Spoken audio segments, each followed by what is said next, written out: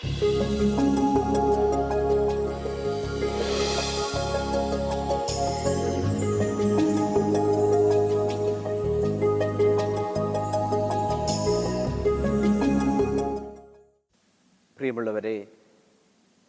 പരിശുദ്ധ പിതാവ് ഫ്രാൻസിസ് മാർപ്പാപ്പ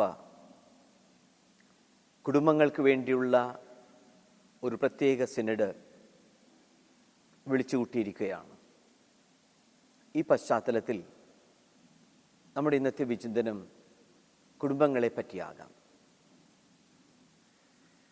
പ്രഭാഷകൻ്റെ പുസ്തകത്തിൽ നിന്നുള്ള ഒരു ഭാഗം വായിച്ചുകൊണ്ട് നമുക്ക് ഈ വിചിന്തനം ആരംഭിക്കാം. പ്രഭാഷകൻ്റെ പുസ്തകം 26-ാം അധ്യായം 1 മുതലുള്ള വചനങ്ങളിൽ നാം ഇപ്രകാരം വായിക്കുന്നു: ഉത്തമയായ ഭാര്യയുള്ളവൻ ഭാഗ്യവാൻ, അവൻ്റെ ആയുസ്സ് ഇരട്ടിക്കും. വിശ്വസ്തയായ ഭാര്യ ഭർത്താവിനെ സന്തോഷിപ്പിക്കുന്നു, അവൻ സമാധാനത്തോടെ ആയുസ്സ് തികയ്ക്കും. ഉത്തമയായ ഭാര്യ മഹത്തായ ഒരനുഗ്രഹമാണ്. വേണമെങ്കിൽ ഇതുതന്നെ നമുക്ക് മറിച്ചും വായിക്കാം: ഉത്തമനായ ഭർത്താവുള്ളവൾ ഭാഗ്യവതി, അവളുടെ ആയുസ്സ് ഇരട്ടിക്കും. ഉത്തമനായ ഭർത്താവ് മഹത്തായ ഒരനുഗ്രഹമാണ്. ഓരോ കുടുംബത്തിലെയും ചരിത്രമെടുത്താൽ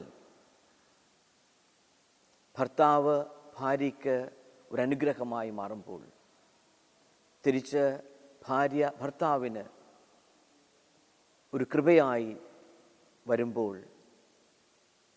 അവിടെ ദൈവാനുഗ്രഹം നിറഞ്ഞു നിൽക്കും. ദൈവത്തിൻ്റെ വരദാനമാണ് ഉത്തമനായ ഒരു ഭർത്താവിന് ലഭിക്കുക, ഉത്തമയായ ഒരു ഭാര്യയെ ഉണ്ടാകുക. വൈവാഹിക ജീവിതത്തിലേക്ക് പ്രവേശിക്കുവാൻ ആഗ്രഹിക്കുന്ന ഏതൊരു വ്യക്തിയും ദൈവത്തോട് നിരന്തരമായി പ്രാർത്ഥിക്കണം: ദൈവമേ, അങ്ങയുടെ അനുഗ്രഹമായി എൻ്റെ ജീവിതത്തിലേക്ക് എന്നെ സ്നേഹിക്കുന്ന, എനിക്ക് നിധിയായി മാറുന്ന, എനിക്ക് അനുഗ്രഹമായി തീരുന്ന ഒരു വ്യക്തിയെ തരണമേ എന്ന്. പരസ്പരം നിധിയായി മാറണം, പരസ്പരം അനുഗ്രഹമായി തീരണം. സാമുവേലിൻ്റെ 1-ാം പുസ്തകം അതിൻ്റെ ആദ്യ അധ്യായത്തിൽ എൽക്കാനയുടെ അനുഭവം വിവരിക്കുന്ന ഭാഗം ശ്രദ്ധേയമാണ്. എഫ്രായിം മലനാട്ടിലെ റാമാത്തായിമിൽ സൂഫ് വംശജനായ എൽക്കാനയ്ക്ക് 2 ഭാര്യമാരുണ്ട്, ഹന്നയും പെനീന്നയും. പെനീന്നയ്ക്ക് മക്കളുണ്ടായിരുന്നു, എന്നാൽ ഹന്നയ്ക്ക് മക്കളില്ല. നമുക്കറിയാം, പഴയ നിയമത്തിൻ്റെ പശ്ചാത്തലത്തിൽ പലപ്പോഴും മക്കളില്ലാതെ വരുമ്പോൾ ദൈവത്തിൻ്റെ കൃപാവരമില്ലാത്ത ഒരനുഭവമാണ് വ്യാഖ്യാനിക്കപ്പെടുക. ഹന്ന അപ്രകാരം വിഷമിച്ച് കഴിയുമ്പോൾ എൽക്കാന അവളോട് പറയുന്ന ഒരു ഭാഗമുണ്ട്. 1 സാമുവേൽ 1-ാം അധ്യായം 8-ാം വാക്യത്തിൽ എൽക്കാന അവളോട് ചോദിക്കുന്നു: ഹന്ന, എന്തിനാണ് നീ കരയുകയും ഭക്ഷിക്കാതിരിക്കുകയും ചെയ്യുന്നത്? നീ എന്തിന് ദുഃഖിക്കുന്നു? നീ എനിക്ക് 10 പുത്രന്മാരിലും ഉപരിയല്ലേ? നീ എനിക്ക് 10 പുത്രന്മാരിലും ഉപരിയല്ലേ? ഉത്തമയായ ഒരു ഭാര്യ ഭർത്താവിന് മറ്റെല്ലാറ്റിനേക്കാളും ഉത്തമമാണ്.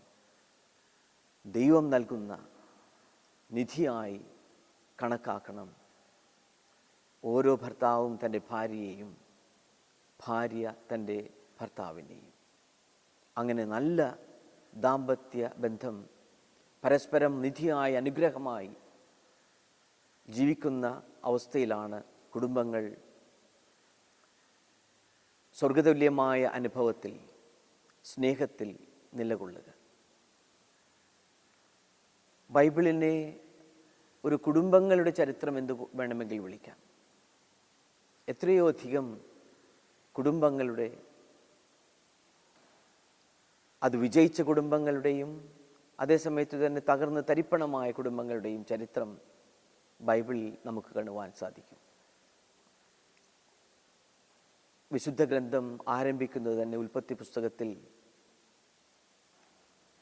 ആദത്തിൻ്റെയും ഹവ്വായുടെയും കുടുംബകഥ വിവരിച്ചുകൊണ്ടാണ്. ദൈവം എത്രയോ ശ്രദ്ധയോടുകൂടിയാണ് പ്രഥമ പുരുഷനെയും ആദ്യ സ്ത്രീയെയും സൃഷ്ടിക്കുക. വത്തിക്കാൻ കൗൺസിൽ മനുഷ്യനെ വിളിക്കുക ദ ക്രൗൺ ഓഫ് ക്രിയേഷൻ എന്നാണ്, സൃഷ്ടിയുടെ മകുടം. അങ്ങനെ സൃഷ്ടിയുടെ മകുടമായിട്ടാണ് ദൈവം മനുഷ്യനെ മണ്ണിൽ നിന്ന് മെനഞ്ഞെടുക്കുക. അങ്ങനെ ആദത്തിന് ദൈവം ഭാര്യയായി നൽകിയ ഹവ്വ, രണ്ടുപേരും എല്ലാ സൗഭാഗ്യങ്ങളും നിറഞ്ഞ ഏദൻ തോട്ടത്തിലാണ്. പക്ഷേ നമുക്കറിയാം, അവരുടെ ആ ഐശ്വര്യവും സൗഭാഗ്യവും നീണ്ടു നാൾ നിന്നില്ല. അവർ പരസ്പരം പഴിചാരുന്നു. അവർ ഒരാൾ മറ്റൊരാളെ കുറ്റപ്പെടുത്തുന്നു. അങ്ങനെ അനുഗ്രഹത്തിൻ്റെ, കൃപാവരത്തിൻ്റെ ആ നല്ല നാളുകൾ നീണ്ടു നിൽക്കാനായില്ല. ദൈവത്തിൻ്റെ ഇംഗിതത്തിൽ നിന്ന് വിഘാതമായി ജീവിക്കുമ്പോൾ, ദൈവത്തിൻ്റെ ആ സ്നേഹവലയത്തിൽ നിന്ന് അവർ അകന്നു മാറുമ്പോൾ, അവരെ സ്വന്തം ഇഷ്ടവും താല്പര്യവും അനുസരിച്ച് ജീവിക്കാനാകുമ്പോൾ, ആ കൃപാവരത്തിൻ്റെ തേന്മഴ അവരിൽ നിന്ന് അന്യമാകുന്നു. ലോത്തിൻ്റെ കാര്യം ലൂക്കായുടെ സുവിശേഷം 6-ാം അധ്യായത്തിൽ കർത്താവ് പ്രത്യേകം എടുത്തു പറയുന്നു. ലോത്തിൻ്റെ ഭാര്യയെ നോക്കുക, അവൾ ഉപ്പുതൂണ് പോലെയായി. ഭർത്താവും ഭാര്യയും തങ്ങളുടെ ജീവിതയാത്രയിൽ കൈപിടിച്ചു നീങ്ങേണ്ടവരാണ്, പരസ്പര ധാരണയിൽ, സ്നേഹത്തിൽ. ഭർത്താവിൻ്റെ കൈ വിട്ട് പിന്തിരിഞ്ഞു നോക്കേണ്ടവളല്ല. അങ്ങനെ സംഭവിക്കുന്നവർ ഉപ്പുതൂണുകളായി മാറും. ഇപ്രകാരം പറയാറുണ്ട്, ചത്തതിനൊക്കെ ജീവിച്ചിരിക്കലുമെന്ന്. പല കുടുംബങ്ങളിലും ആ ഭാര്യ ഭർത്തൃ സ്നേഹം, ആ ദാമ്പത്യ ബന്ധം, അതിൻ്റെ മാധുര്യം നഷ്ടപ്പെടുമ്പോൾ ജീവിതം പലപ്പോഴും തൂണുപോലെയാകും, ഉപ്പുതൂണ് പോലെയാകും, ജീവിതവ്യമല്ലാത്ത അവസ്ഥയിലാകും. അപ്പോസ്തലന്മാരുടെ നടപടി പുസ്തകത്തിൽ വളരെ ശ്രദ്ധേയമായ ആ ഭാഗം അനന്യാസിൻ്റെയും സഫീറയുടെയും കുടുംബജീവിതത്തെപ്പറ്റി 5-ാം അധ്യായത്തിൽ വിവരിക്കുന്നുണ്ട്. മറ്റെല്ലാവരും തങ്ങളുടെ സ്വത്തുകളും വസ്തുവകകളും വിറ്റ് അപ്പോസ്തലന്മാരുടെ പാദാന്ത്യത്തിൽ വെച്ച് ഉദാരമതികളായി കാണുമ്പോൾ, അനന്യാസും സഫീറായും ചിന്തിക്കുന്നു, തങ്ങളുടെയും പറമ്പ് വിറ്റ് അപ്പോസ്തലന്മാർക്ക് കൊടുക്കാമെന്ന്. പക്ഷേ അതിൻ്റെ പിന്നിൽ ഒരു കുതന്ത്രത്തിൻ്റെ തലയണ മന്ത്രമുണ്ട്. വിലയുടെ ഒരു ഭാഗം അവർ മറച്ചു വയ്ക്കുന്നു. പത്രോസ് അവർ സമീപിക്കുമ്പോൾ ചോദിക്കുന്നു, അനന്യാസേ, പരിശുദ്ധാത്മാവിനെ വഞ്ചിക്കാനും പറമ്പിൻ്റെ വിലയുടെ ഒരു അംശം മാറ്റിവെക്കുവാനും സാത്താൻ നിന്റെ ഹൃദയത്തെ പ്രേരിപ്പിച്ചതെന്ത്?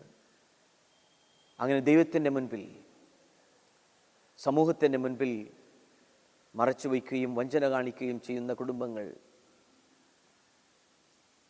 ശിഥിലമായി മാറുന്നതിൻ്റെ അനുഭവം. നീ വ്യാജം പറഞ്ഞത് മനുഷ്യരോടല്ല, ദൈവത്തോടാണ്, പത്രോസ് അനന്യാസിനോട് പറയുന്നു.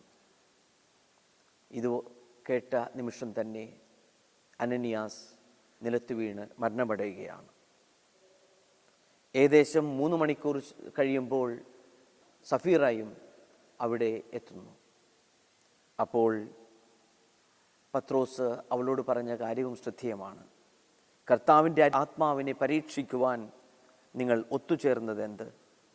ഇതാ നിന്റെ ഭർത്താവിനെ സംസ്കരിച്ചവരുടെ കാലൊച്ച വാതിലിന് പുറത്ത് കേൾക്കാം. അവളുടെയും ജീവിതം അവിടെ തകരുന്നു, തീരുന്നു. ദൈവത്തിൻ്റെ ഇംഗിതമനുസരിച്ച് പ്രവർത്തിക്കാതാകുമ്പോൾ, മറ്റുള്ളവരുടെ മുൻപിൽ വഞ്ചന കാണിക്കുമ്പോൾ, കാപട്യവും അസത്യവും ജീവിതത്തിൽ നിറയുമ്പോൾ ആ ഭാര്യ ഭർത്തൃബന്ധങ്ങൾക്ക് പ്രശ്നമുണ്ടാകുന്നു. എന്നും പരസ്പരം കൈകോർത്ത് പിടിച്ചുകൊണ്ട് നീതിയുടെ മാർഗത്തിലൂടെ നീങ്ങുന്ന കുടുംബങ്ങളാണ് എന്നും ദൈവീ കൃപാവരത്തിൽ തഴച്ചു വളരുക. ആറ്റിനരികെ നട്ടപ്പെട്ട വൃക്ഷം പോലെ എന്നും ഹരിതാഭ നിറഞ്ഞുകൊണ്ട് സുന്ദരമായി മാറുക. അങ്ങനെ എത്രയോ കുടുംബങ്ങൾ ബൈബിളിൽ ഇപ്രകാരം പരസ്പര ധാരണയില്ലാതെ പഴിചാരുന്നത് കൊണ്ട്, ദൈവത്തിൻ്റെ മുൻപിൽ വഞ്ചനയിൽ ജീവിച്ചിരിക്കുന്നത് കൊണ്ട്, പിന്തിരിഞ്ഞ് സ്വന്തം ഇഷ്ടപ്രകാരം അഭീഷ്ടമനുസരിച്ച് ജീവിക്കുന്നത് കൊണ്ട് തകർന്നു തരിപ്പണമായ കഥകൾ ഈ ബൈബിളിൽ കാണാം. പക്ഷെ അതേ സമയത്ത് തന്നെ സ്നേഹത്തോടുകൂടെ പരസ്പരം കൈകോർത്ത് പിടിച്ചുകൊണ്ട് വിജയത്തിൻ്റെ ഉന്നത സോപാനങ്ങളിലേക്ക് സമാധാനത്തിലൂടെ നടന്നു കയറുന്ന അനുഗ്രഹീത കുടുംബങ്ങളുമുണ്ട്. അബ്രാഹത്തിൻ്റെ കുടുംബം 1 പത്രോസിൽ നാം വായിക്കും, സാറ അബ്രാഹത്തെ നാഥ എന്ന് വിളിച്ചുകൊണ്ട് അനുസരിച്ചിരുന്നുവെന്ന്. വിശ്വാസത്തിൻ്റെ പിതാവായ ആ മനുഷ്യൻ ദൈവത്തിൽ പരിപൂർണമായി ആശ്രയിച്ചു കൊണ്ടുള്ളൊരു ജീവിതം നയിക്കുകയും പരസ്പരം സ്നേഹം പങ്കിട്ടുകൊണ്ട് മുന്നോട്ട് പോകുകയും ചെയ്യുകയാണ്. ആ കുടുംബത്തെ ദൈവം അനുഗ്രഹിക്കുന്നു, ഇസാക്കിനെ സമ്മാനിക്കുന്നു. ആ കുടുംബത്തിനെന്നും അനുഗ്രഹങ്ങൾക്ക് മേൽ അനുഗ്രഹങ്ങൾ വാരി വിതറുന്നു. ദൈവത്തിൽ ആശ്രയിച്ചു പോകുമ്പോൾ, ദൈവത്തിൽ അടിയുറച്ച് വിശ്വസിച്ച് ജീവിക്കുമ്പോൾ, പരസ്പരം ബഹുമാനിച്ച് ജീവിക്കുമ്പോൾ അങ്ങനെയുള്ള കുടുംബങ്ങളെ ദൈവം അനുഗ്രഹിക്കും.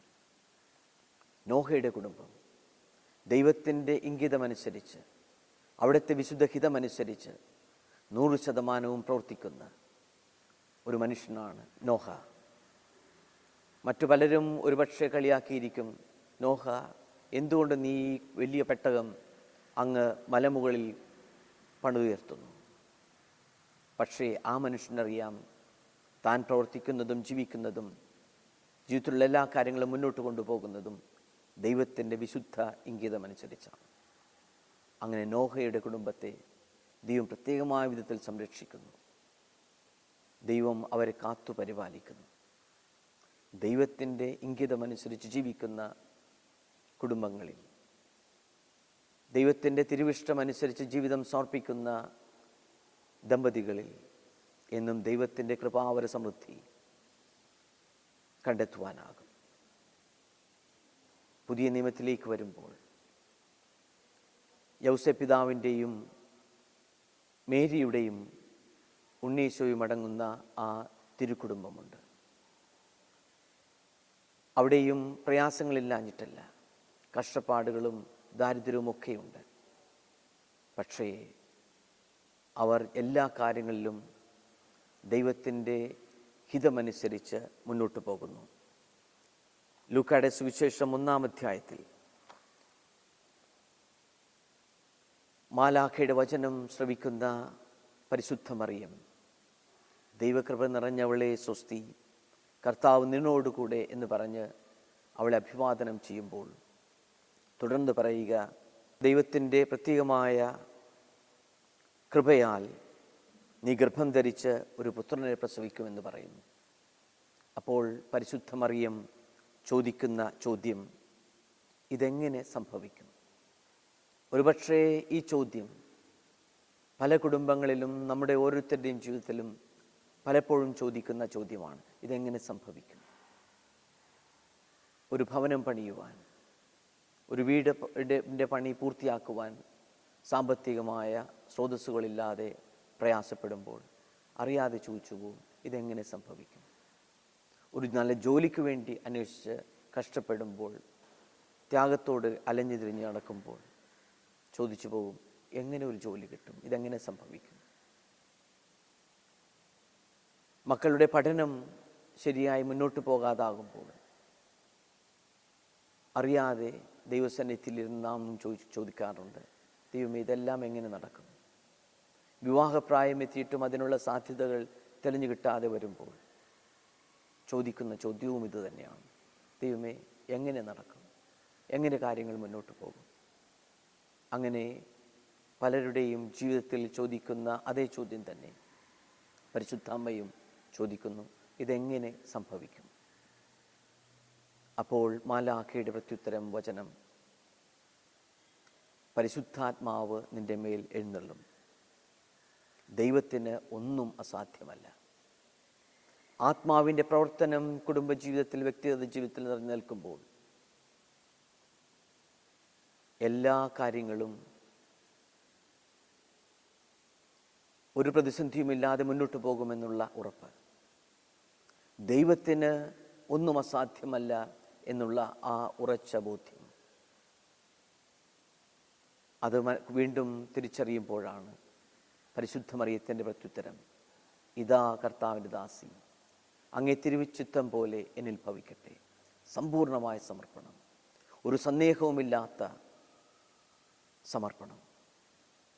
ഇപ്രകാരം തന്നെ ഓരോ കുടുംബവും ഇങ്ങനെ പ്രയാസങ്ങളുണ്ടാകുമ്പോൾ, പ്രതിസന്ധികളുണ്ടാകുമ്പോൾ, ബുദ്ധിമുട്ടുകൾ കടന്നു വരുമ്പോൾ ദൈവത്തിന് ഒന്നും അസാധ്യമല്ല, ആ ദൈവത്തിൻ്റെ കരങ്ങളിൽ സമ്പൂർണ്ണമായി സമർപ്പിച്ചുകൊണ്ട് ഞങ്ങൾ ജീവിക്കുമെന്നുള്ള ആ ഉറച്ച വിശ്വാസം, ബോധ്യം, അതോടൊപ്പം തന്നെ പരിശുദ്ധാത്മാവിൻ്റെ ആ കൃപാവര സമൃദ്ധി ഞങ്ങളുടെയും കുടുംബങ്ങളിലേക്ക് വരണമെന്നുള്ള പ്രാർത്ഥനയോടുകൂടിയുള്ള, ത്യാഗത്തോടുകൂടിയുള്ള വിശ്വാസം, അതാണ് പരിശുദ്ധ മറിയത്തിൻ്റെയും വിശുദ്ധ ഔസേപ്പ് പിതാവിൻ്റെയും ആ തിരുക്കുടുംബത്തിൽ അനുഭവിച്ച അതേ കൃപാവരം നമ്മുടെയും കുടുംബങ്ങളിലേക്ക് കടന്നു വരണം. അങ്ങനെ അനുഗ്രഹം അനുഭവിച്ച മറ്റൊരു കുടുംബമാണ് ഈ തിരുക്കുടുംബം. നമ്മുടെ എല്ലാവരുടെയും കുടുംബങ്ങൾ നസ്രത്തിലെ ആ കൊച്ചു കുടുംബം പോലെ സ്വർഗതുല്യമായ സന്തോഷത്തിൽ, സൗഭാഗ്യത്തിൽ മുന്നോട്ട് പോകണമെങ്കിൽ പരിശുദ്ധാത്മാവിൻ്റെ കൃപാവരം ഉണ്ടാകണം. ഒന്നും അസാധ്യമല്ലാത്ത ആ ദൈവത്തിൽ സമ്പൂർണമായ പ്രത്യാശ അർപ്പിച്ചുകൊണ്ട് മുന്നോട്ട് പോകണം. പരസ്പരം കൈകോർത്ത്, പരസ്പരം നിധിയായി മനസ്സിലായിക്കൊണ്ട്, പരസ്പരം അനുഗ്രഹമായി തീർന്നുകൊണ്ട് മുന്നോട്ട് പോകാനാകണം. യേശു പ്രവർത്തിച്ച ആദ്യത്തെ അത്ഭുതം ഒരു കുടുംബത്തിൻ്റെ പശ്ചാത്തലത്തിലാണെന്ന് നാം എന്നും ഓർത്തിരിക്കണം. യോഹന്നാന്റെ സുവിശേഷം 2-ാം അധ്യായത്തിൽ കാനായിലെ ആ കല്യാണ അവസരത്തിൽ വീഞ്ഞ് ആഘോഷത്തിൻ്റെ ഒരു പ്രതീകം തന്നെയാണ്. ആ വീഞ്ഞ് തികയാതെ വരുമ്പോൾ ആഘോഷത്തിൻ്റെ ആ ആഹ്ലാദം നഷ്ടപ്പെട്ടു പോകുമെന്ന് മനസ്സിലാക്കിക്കൊണ്ട് പരിശുദ്ധ അമ്മ ഇടപെടുന്നു. അമ്മയുടെ, പരിശുദ്ധ കന്യകാമറിയത്തിൻ്റെ മാധ്യസ്ഥവും മാതൃകയും സാന്നിധ്യവും നമ്മുടെ എല്ലാ കത്തോലിക്ക കുടുംബങ്ങളിലും അത്യന്താപേക്ഷിതമാണ്. ആ അമ്മയിൽ ശരണം വയ്ക്കുന്ന കുടുംബങ്ങൾക്ക് അമ്മയുടെ മാധ്യസ്ഥ ശക്തി എന്നും അനുഭവിക്കും. നാം ഓരോ ദിവസവും ജപമാലയിൽ പ്രാർത്ഥിക്കുക, പരിശുദ്ധ മറിയമേ തമ്പുരാൻ്റെ അമ്മേ, പാപികളായ ഞങ്ങൾക്ക് വേണ്ടി ഇപ്പോഴും, നമ്മുടെ ഇപ്പോഴുകളിൽ എന്നും അനുഗ്രഹമായി മാറുന്ന അമ്മയുടെ സാന്നിധ്യം, അത് നാം അനുഭവിക്കണം. അമ്മയുടെ മാധ്യസ്ഥം തേടണം, പ്രാർത്ഥിക്കണം. അങ്ങനെ കാനായിലെ ആ കല്യാണ ആഘോഷത്തിൻ്റെ അവസരത്തിൽ അമ്മയുടെ സാന്നിധ്യം ആ കുടുംബത്തിന് അനുഗ്രഹമായി മാറുകയാണ്. ആഘോഷത്തിൻ്റെ, ആഹ്ലാദത്തിൻ്റെ തുടർച്ച അവർക്ക് അനുഭവവേദ്യമാവുകയാണ്. തൻ്റെ പ്രിയപുത്രനോട് ചെന്ന് അവൾ അപേക്ഷിക്കുന്നു. അവർക്ക് വീഞ്ഞില്ല. അമ്മയുടെ ആ ഇംഗിതം, അപേക്ഷ അരുമപുത്രന് ഉപേക്ഷിക്കാനാകുമോ? അവൻ പറയുന്നത് പോലെ ചെയ്യുക. അതാണ് പരിശുദ്ധ അമ്മ അവരോട് പറയുക, ആവശ്യപ്പെടുക. ഒരുപക്ഷെ നമ്മുടെ എല്ലാ കുടുംബങ്ങളോടും പരിശുദ്ധ അമ്മ ആവശ്യപ്പെടുന്ന ഇതാണ്, അവൻ ചെയ്യുന്നത് പോലെ ചെയ്യുവാൻ. അവൻ ചെയ്യുന്നത് പോലെ ജീവിക്കുമ്പോൾ, അവൻ ചെയ്യുന്നത് പോലെ നമ്മുടെ ജീവിതം തുറന്നുകൊണ്ടു പോകുമ്പോൾ തീർച്ചയായും കൃപാവരത്തിൻ്റെ പുതുവീഞ്ഞ് കുടുംബത്തിലേക്ക് ഒഴുകിയെത്തും. കാനായിൽ സംഭവിച്ചത് അതാണ്. കാനായിലെ കല്യാണ വിരുന്നിൽ തീർന്നുപോയ ആ വീഞ്ഞിൻ്റെ സംലബ്ധി അവർക്ക് വീണ്ടും തിരികെ ലഭിക്കുന്നു. അങ്ങനെ അതുവരെ ലഭിക്കാതിരുന്ന കൂടുതൽ വീര്യമുള്ള വീഞ്ഞ് കർത്താവിൻ്റെ കൃപയാൽ ആ കുടുംബത്തിലേക്ക് കടന്നു വരുന്നു.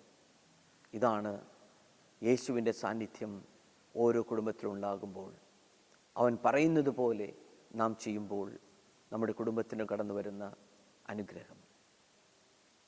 അങ്ങനെ യേശുവിൻ്റെ കാരുണ്യം ആ കുടുംബത്തിലുണ്ടാവുകയും എല്ലാവിധ പ്രയാസങ്ങളിൽ നിന്നും സംരക്ഷിക്കുകയും ചെയ്യുന്നത്. ഇത് യേശു പ്രവർത്തിച്ച ആദ്യത്തെ അത്ഭുതം ഒരു കുടുംബജീവിതത്തിൻ്റെ പശ്ചാത്തലത്തിലാണെന്ന് നാം മനസ്സിലാക്കുക. നമ്മുടെയും കുടുംബങ്ങളിലേക്ക് പരിശുദ്ധ അമ്മയുടെയും മധ്യസ്ഥ സഹായം, യേശുവിൻ്റെ സജീവ സാന്നിധ്യം ഉറപ്പുവരുത്തണം.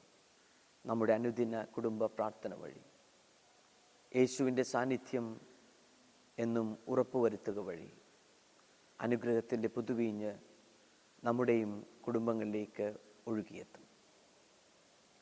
വീഞ്ഞ് എന്നും ഒരു പ്രതീകമാണല്ലോ.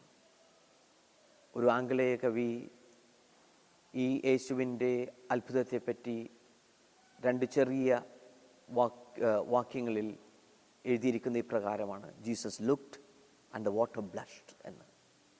അതായത് യേശു ആ വെള്ളത്തിലേക്ക് കടാക്ഷിച്ചു. ആ വെള്ളം അവിടുത്തെ കടാക്ഷം കണ്ടപ്പോൾ ബ്ലഷ്ഡ് അല്ലെങ്കിൽ ആനന്ദചിത്തയായി, ചുവന്ന് തുടുത്തതായി. നമ്മുടെയും കുടുംബങ്ങളിലേക്ക് യേശുവിൻ്റെ സ്നേഹത്തിൻ്റെ കരുണാകടാക്ഷം കടന്നു വരണം. അപ്പോൾ നമ്മുടെയും കുടുംബങ്ങൾ എല്ലാ കുറവുകളും അകന്ന്, എല്ലാ കുറവുകളും മാറി നിറവുകളായി തീരും. നമുക്ക് പ്രത്യേകമായ വിധത്തിൽ ഈ ദിനങ്ങളിൽ നമ്മുടെ കുടുംബങ്ങളെപ്പറ്റി കൂടുതൽ പ്രാർത്ഥിക്കാം. നമ്മുടെ കുടുംബങ്ങൾ എന്നും സ്നേഹത്തിൻ്റെ ആലയങ്ങളായി മാറട്ടെ. ഓരോ ഭർത്താവും കരുതണം, ഞാൻ എൻ്റെ ഭാര്യയ്ക്ക് ഒരു അനുഗ്രഹമായി മാറണം. പ്രഭാഷകൻ്റെ പുസ്തകം 26-ാം അധ്യായത്തിൽ നാം ആദ്യം വായിച്ചതുപോലെ ഓരോ ഭാര്യയും തൻ്റെ ജീവിതത്തിലെ പ്രവർത്തനങ്ങളും പെരുമാറ്റവും സംസാരവും സമീപനവും എല്ലാം എൻ്റെ ഭർത്താവിന് ഒരു അനുഗ്രഹമായി മാറുവാൻ ആകുന്ന വിധത്തിലായിരിക്കും എന്ന് തീരുമാനമെടുക്കണം. എൻ്റെ സംസാരം, സമീപനം, പെരുമാറ്റം ഒരു വിധത്തിലും എൻ്റെ ഭർത്താവിന്, എൻ്റെ കുടുംബാംഗങ്ങൾക്ക് വേദനയും നൊമ്പരവും കൊടുക്കാത്ത വിധത്തിൽ, മറ്റുള്ളവർക്ക് ആനന്ദമാകുന്ന വിധത്തിലായിരിക്കണം. പരിശുദ്ധ കന്യകാ മറിയം എലിസബത്തിൻ്റെ ഭവനത്തിലേക്ക് കടന്നു ചെല്ലുമ്പോൾ ഉദരത്തിലെ ശിശു ആനന്ദത്താൽ കുതിച്ചു ചാടി എന്ന് ലൂക്കായുടെ സുവിശേഷം വ്യക്തമാക്കുന്നു. നമ്മുടെയും ഓരോരുത്തരുടെയും സാന്നിധ്യം മറ്റുള്ളവർക്ക് ആനന്ദത്തിൻ്റെ അനുഭവം പകരുന്നതായി മാറണം. കുടുംബങ്ങളുടെ സിനഡിനു വേണ്ടി സഭ പ്രത്യേകമായത്തിൽ ഒരുങ്ങുമ്പോൾ നമുക്ക് എല്ലാ കുടുംബങ്ങളെയും കർത്താവിൻ്റെ കൃപാവരത്തിനായി സമർപ്പിക്കാം. നമ്മുടെ ഓരോരുത്തരുടെയും കുടുംബങ്ങൾ നസ്രത്തിലെ ആ കൊച്ചു കുടുംബം പോലെ സ്നേഹത്തിലായിരിക്കുവാൻ പ്രാർത്ഥിക്കാം.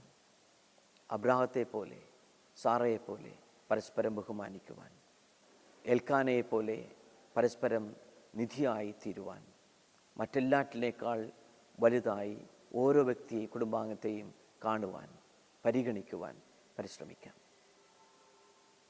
അങ്ങനെ നമ്മുടെ കുടുംബങ്ങളെ നല്ല കുടുംബങ്ങളാക്കി മാറ്റാം. തോബിയാസിൻ്റെ പ്രാർത്ഥന ഏറെ ശ്രദ്ധേയമാണ്. തോബിയാസ് തൻ്റെ ഭാര്യയോടൊപ്പം പ്രഥമരാത്രിയിൽ ഒരുമിച്ച് മുട്ടിന്മേൽ നിന്ന് പ്രാർത്ഥിക്കുന്നത് ഇപ്രകാരമാണ്: കർത്താവെ, ഞാൻ ഇവളെ സ്വീകരിക്കുന്നത് ജഡികമായ അഭിലാഷത്താലല്ല, പരിശുദ്ധമായ പ്രേമത്താലാണ്. അങ്ങയുടെ കാരുണ്യം എനിക്ക് ഉണ്ടാകണമേ. ഇവളോടൊപ്പം വാർദ്ധക്യത്തിലെത്തുന്നതിന് അവിടുന്ന് എന്നെ അനുഗ്രഹിച്ചാലും. ഓരോ കുടുംബത്തിൻ്റെയും പ്രാർത്ഥന ഇതുതന്നെയായിരിക്കണം. എന്നും പരിശുദ്ധമായ പ്രേമത്താൽ ഓരോ ദാമ്പത്യ ബന്ധവും അനുഗ്രഹിക്കപ്പെടണം. കർത്താവിൻ്റെ കാരുണ്യം നമ്മുടെ കുടുംബങ്ങളിൽ നിറഞ്ഞു നിൽക്കണം. പ്രിയമുള്ളവരെ, നമുക്ക് തുടർന്നും പ്രാർത്ഥിക്കാം. ഞങ്ങളുടെ കുടുംബങ്ങൾ ആ നസ്രത്തിലെ കൊച്ചു കുടുംബം പോലെ സ്വർഗതുല്യമായ സന്തോഷത്തിൽ നിറഞ്ഞു നിൽക്കുവാൻ, കർത്താവിൻ്റെ സാന്നിധ്യം കൊണ്ട് അനുഗ്രഹിക്കുവാൻ നമുക്ക് പ്രാർത്ഥിക്കാം.